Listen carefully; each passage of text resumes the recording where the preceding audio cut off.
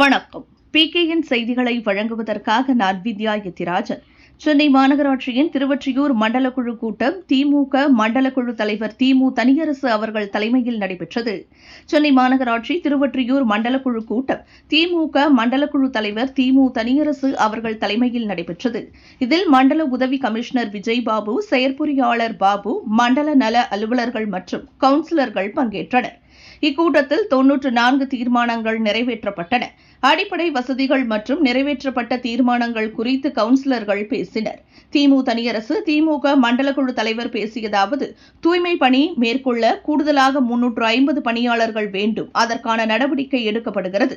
நகராட்சியாக இருக்கும்போது 15 குடிநீர் லாரிகள் இருந்தது. தற்போது மண்டலத்திற்கே 4 லாரிகள் போதுமானதாக அல்ல.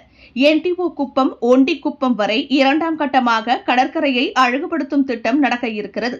9.70 கோடி செலவில் பட்டினத்தார் சுடுகாடு புனரமைக்கப்பட உள்ளது. வார்டின் பணிகள் குறித்து கவுன்சிலர்களுக்கு தெரியப்படுத்த வேண்டும். இவ்வாறு அவர் கூறினார். இந்த மண்டலத்தில் என்னுடைய கோரிக்கையாக வைக்கிறேன்.